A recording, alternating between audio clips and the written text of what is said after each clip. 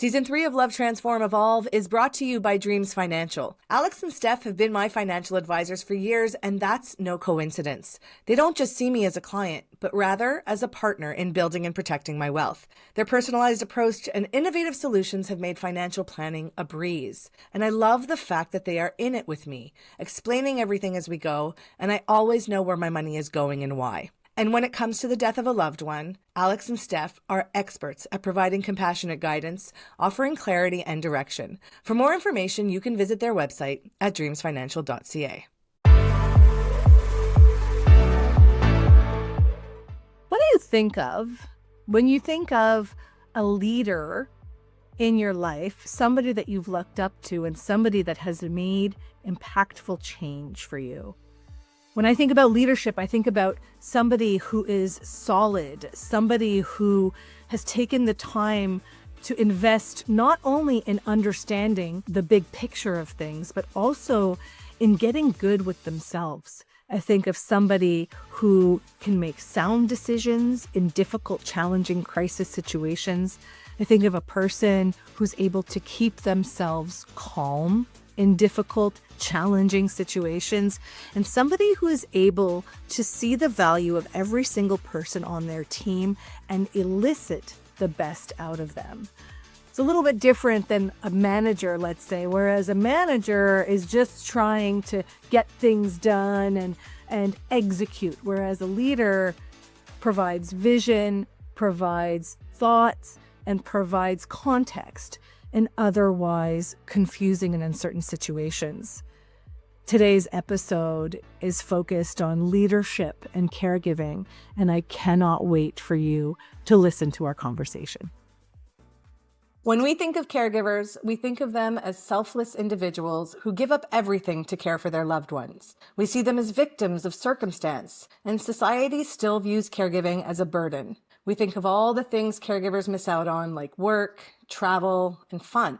But what if there was another way to characterize the caregiving experience? What if we could see this role as an opportunity for growth? Jennifer O'Brien has worked in healthcare for over 35 years, serving as CEO and in administrative leadership positions for medical practices and hospitals, is an award-winning author, a death literacy advocate, and has been a caregiver to her mother, father, and late husband, Bob. Her latest book, Care Boss, Leadership Strategies and Resources for Family Caregivers, is a part how-to, part companion guide for caregivers, offering perspectives and leadership principles that can be applied in work and in care. I've read it. It's brilliant. It's the book that any leader, any caregiver needs to have right now. I'm so excited to have her with me today. Jennifer, welcome to Love Transform Evolve. Why, thank you. It is an absolute pleasure to be here with you, Cynthia. I'm so excited. So I want to start with why you decided to write Care Boss. What was it about your caregiving experience that wanted you to birth this into the world? So Care Boss came out of a comment on social media that a young woman named Lucinda Koza made. She was at the time taking care of her father. She's a millennial, and she had amassed quite a following of millennial and Gen Z caregivers. This was several years ago. And she posted a comment, a post that said, "Remember, you are the CEO of the situation," to her followers who are all caregivers. And I thought, wow, yeah, totally. I mean, it's totally, you're the leader of the situation. And then I started to think about the correlations, the similarities between leadership and family caregiving. And it occurred to me that as true as what she was saying was, so many caregivers don't have leadership experience and acumen and know-how and all that sort of stuff. And I have that experience because of these interim CEO and leadership positions that I've held, and of course held them in healthcare. So brought all that together and thought, yeah, there's a book here. And so there it was, Care Boss. There it was. Was there a moment, you said that you were inspired by seeing this post. Was there a moment while writing this book that you felt Oh yes, I remember when I like turned that page during caregiving as well and realized I was leveraging my leadership skills. Like as you were writing this, going through this process. Oh, maybe. I don't think so. I don't think I really realized the correlations until after she said it. Yeah, there were, it was easy to draw on both examples from my caregiving experience and elements from my leadership experience to bring them together. It came together quite naturally, but I'm not sure there was a single moment where I was like, aha, this is an example. They're very similar. And so, yeah, I'm not sure there was a single turning point. Sometimes when people talk about their experiences, it helps us to reframe, our own personal experiences. So yeah, it sounds like she did that for you in that post, but it just inspired this book. Yeah, I'll tell you one thing that so I wrote a draft of the book and submitted it to the publisher, and my project manager for the from the publisher read it and said, yeah, this is good, but it's not great because you need some more personal stuff in here. And Mm. of course, I was hoping to get away with not doing. My first book was my private art journal that I allowed to be published as a book. So it was all personal, it was all heart. And I was kind of looking forward to putting something out into the world that was mostly brain, not heart. And but she said that, she pushed me hard, and I ended up incorporating a number of little personal things throughout. And then at the beginning of each section, there is a email. It's done in the format of an email, a dear caregiver, and I tell typically a very, very personal story about a caregiving experience that I had that relates specifically to the material we're about to discuss in the section that we're heading into. So in that way, yeah, it really gelled with personal experience and just bona fide, leadership strategies and principles. What an interesting experience. I think that also mirrors the caregiving experience where it is a bit of brain and a bit of heart, right? We focus on a lot on the heart, right? And how heavy it can be, but it is also a lot of that brain. Yeah. Yeah. No, it's a lot of brain. It's a lot of brain. So you structured this book into 6 distinct sections. I'm gonna call them out because I think it just helps to frame the experience so well. So there's strategy and planning, team and resources, data and analysis, facility, environmental services and supplies, management, beginning to realize the vision. How obvious were these sections for you? And which do you think is the one that is the most important that someone learns if they don't have the skills in? Ooh, that's a little like picking a favorite child. I'm not sure I can. I'm not sure I can do that. The sections were all fairly obvious to me as I approached the book, because I'm the only one that didn't initially come up that evolved with time was the very last one, which is beginning to realize the vision. And Yeah, because in leading a large physician practice, there are baseline subject matter, that categories of stuff, and some stuff fits totally into data, right? It's the data thing, and other stuff kind of fits into people and data, that sort of thing. So to me, it's always helpful to look at a leadership entity or project in what are the base building blocks of this. As far as a single most important one, I'm not sure.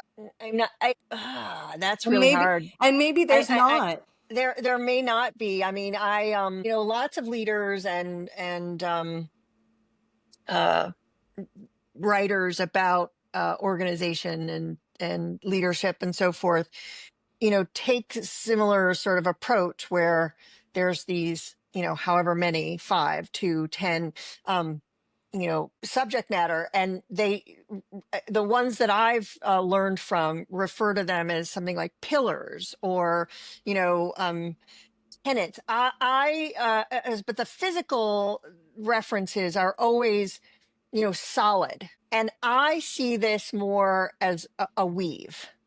So these are fairly, perhaps not fluid, but they're like threads or yarn, and they sometimes, like I said, sometimes they stay within the baseline fibers, and other times they weave in and out of each other. And so I have to say, I think they're all just super important. I will say, it's a short book, it's a manageable book, so pick your favorite and start there, but definitely dabble in all of them.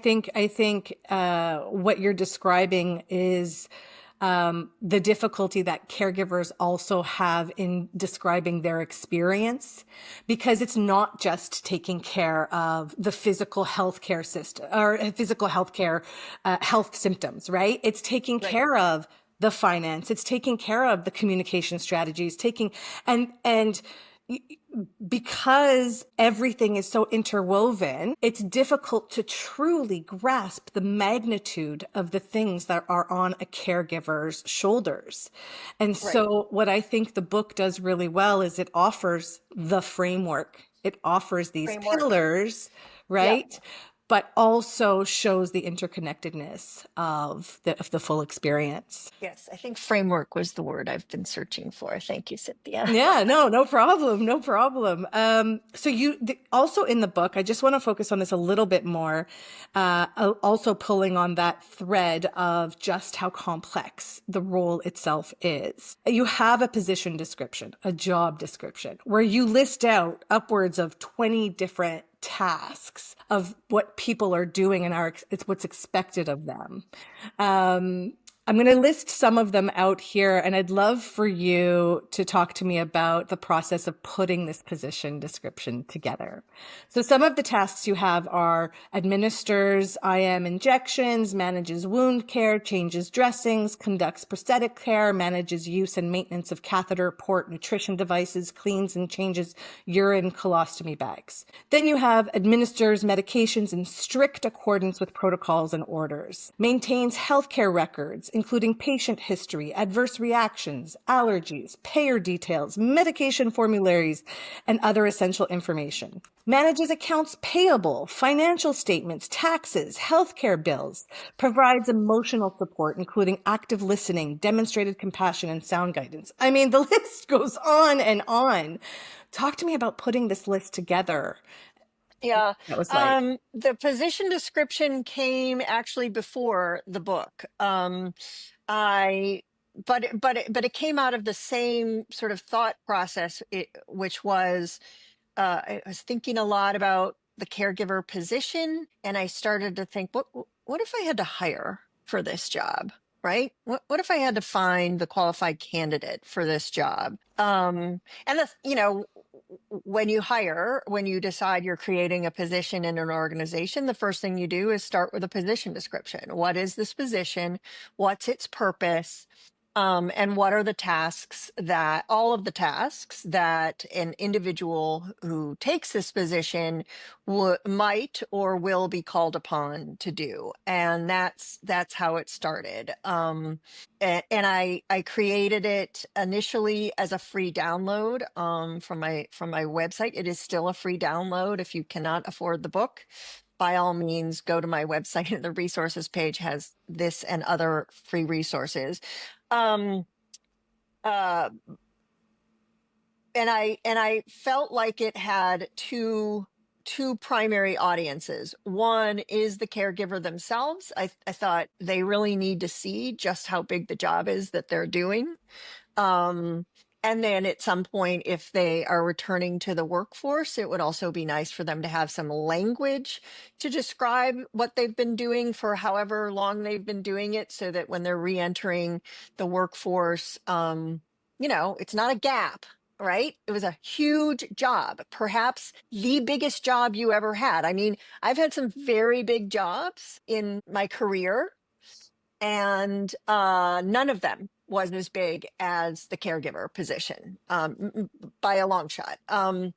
So anyway, I wanted the caregiver to understand the full scope of the huge job they were doing and have some language if they re-entered the workplace or when they re-entered the workplace. So a side sort of use of it ended up being with professional caregivers. Professional caregivers, the first couple of nurses that either stumbled onto it or that I shared it with, were incredulous. No, no, no, no, no, no. Family caregivers don't give intramuscular injections. Oh, yes, they do. Yep, they do. Some of them even give intravenous injections. Like the family caregiver is just called upon to do all sorts of things.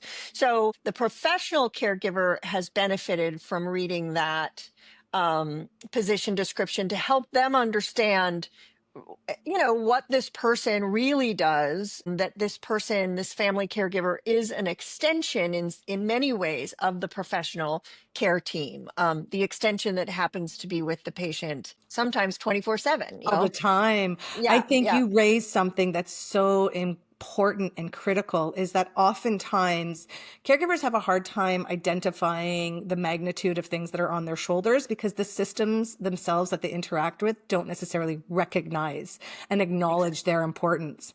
What do you think the medical system gets wrong about family caregivers? We do not have enough time in this podcast for me to actually cover that. No, um,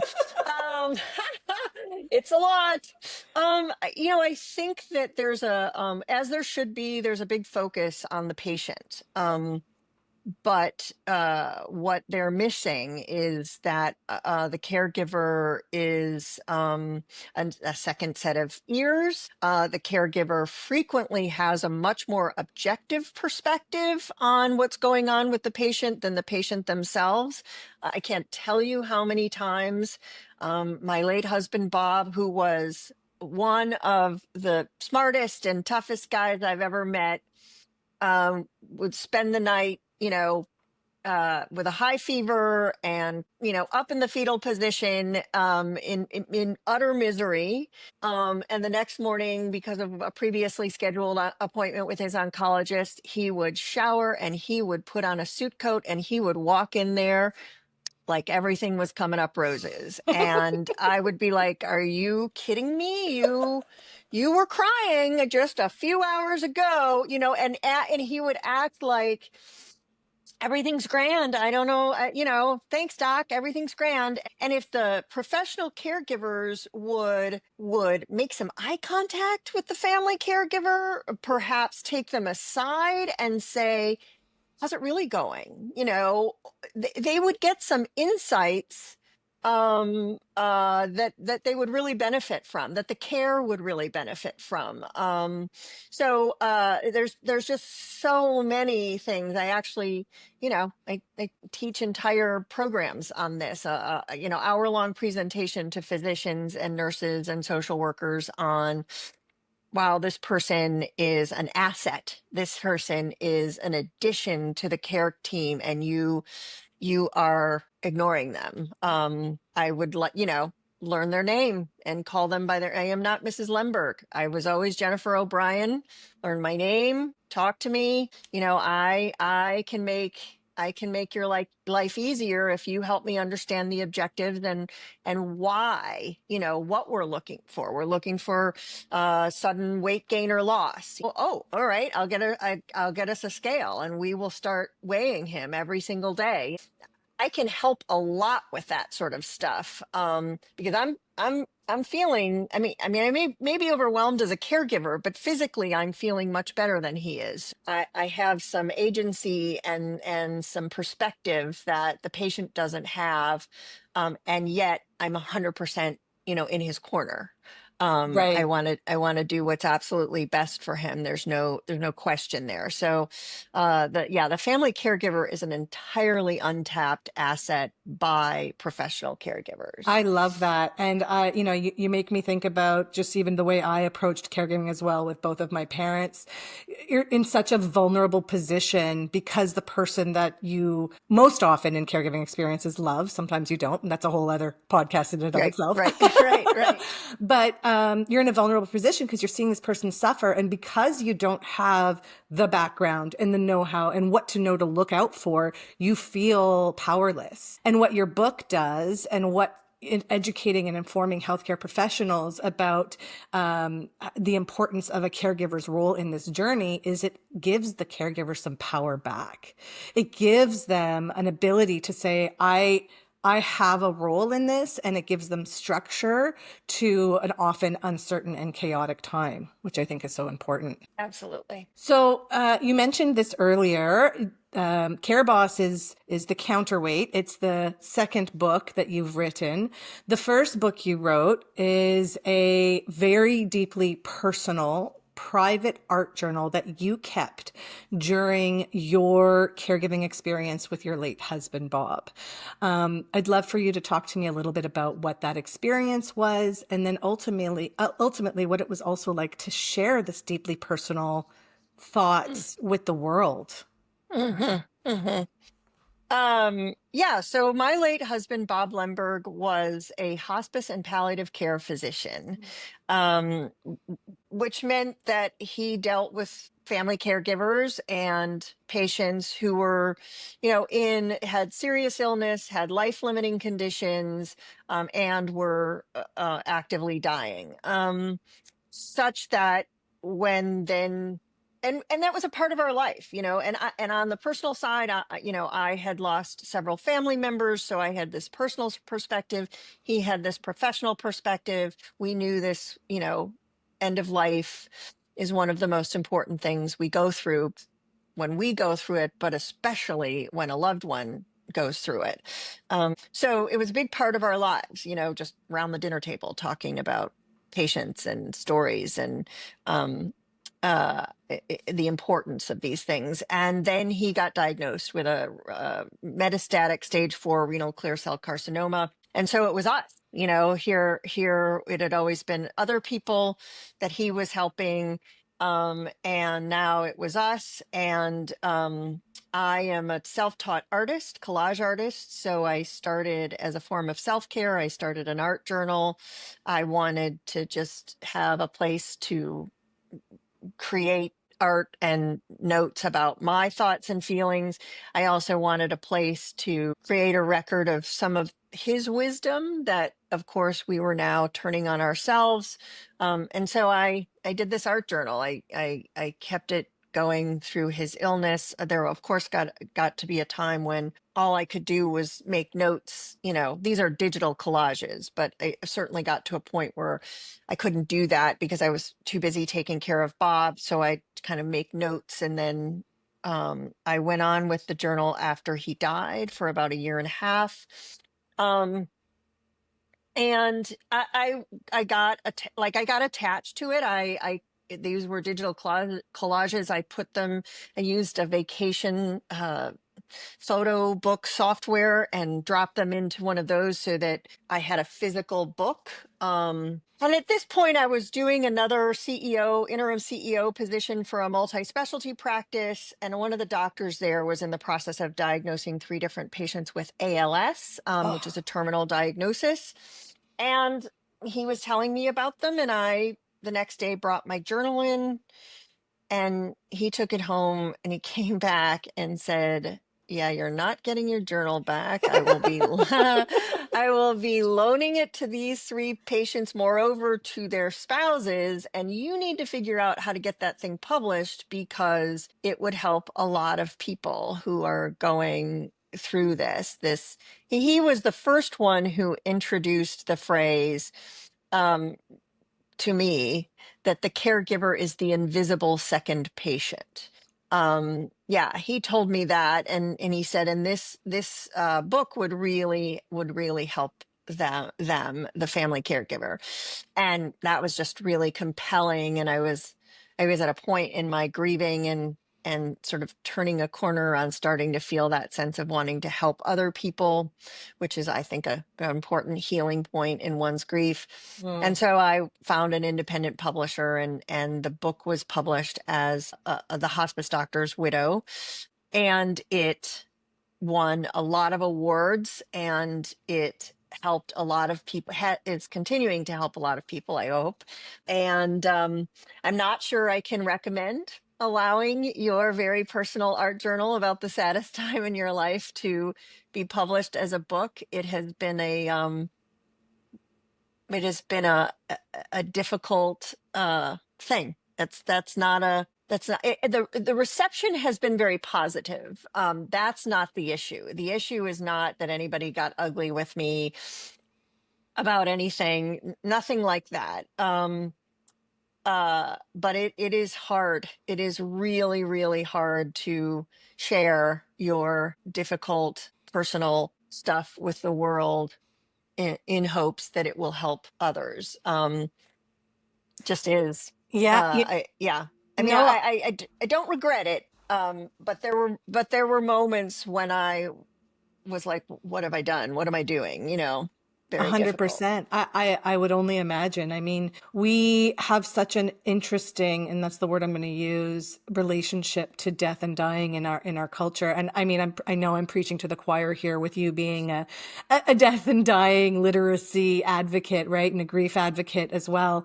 And I can even say for myself, the ceremony around funerals, was difficult for me. I knew we had to do it for both of my parents, but I didn't feel in those moments that I was safe enough to be grieving with all of these people who I didn't really know. Yeah, a lot of family members, yes, but it's a very personal, private thing. And so, to have that, to, want to help, but also give a part of that away to others, I'm assuming shifts a little bit your grieving process as well, right? Yeah, I assume so. Honestly, it's, of course I have no baseline to compare it to at this point. But what you talked about with the funeral is very similar. I feel a responsibility when I say do a keynote presentation or on a podcast interview, to be authentic, right? To tell the true stories, but also but they're sad. There's no getting around that. They're sad. They're difficult. And I want people to listen because they will benefit from hearing how we went through it, hearing what we did that we thought was effective and what we might do differently next time, or what we did our best with. Um, and it, and so I feel a certain responsibility, like I think you were describing about the funeral, of having a presence, that is not losing it and ugly crying in front of the world, right? Like, I think it's important that I can talk about these things. I don't mind getting a little lump in my throat and having a little difficulty here and there, but I worry a lot about, what if I just really lose it someday, when I'm whatever, from the podium or on a podcast or whatever. I'm hoping you would edit it out. But anyway, Don't worry about yes, that. that was the toughest part. I felt, I know that my family members, because I knew them and loved them, I know that all of them are supportive of this work. Like, nobody up there or wherever they are is saying, damn, Jen, why did you share our story? Everybody in my family, living and dead, I know, are supportive of this because it's hard stuff and we need to help each other out with it. So it's nothing like that. It's just the me wanting to make sure it gets out to the world in the most authentic, but sort of mm,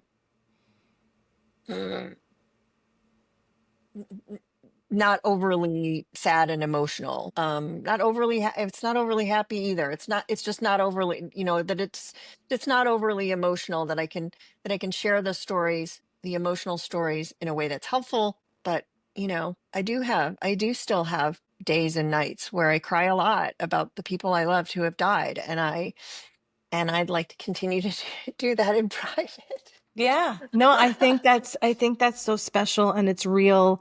And I think I've said this to you in a conversation separately, that I think that, Care Boss is the counterweight to Hospice Doctor's Widow.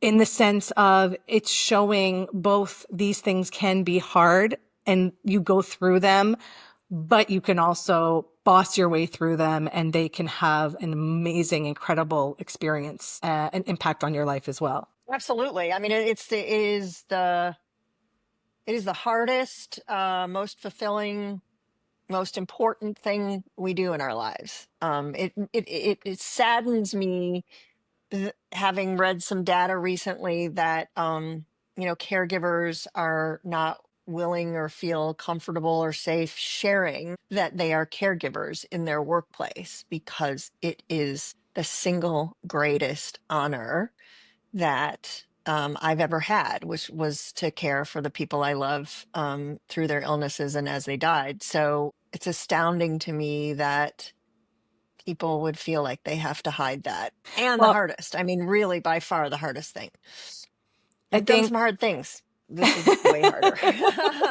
I have worked for orthopedic surgeons. I have been screamed at. I have had things thrown at me. I've done some hard things, given a speech to 1,500 people.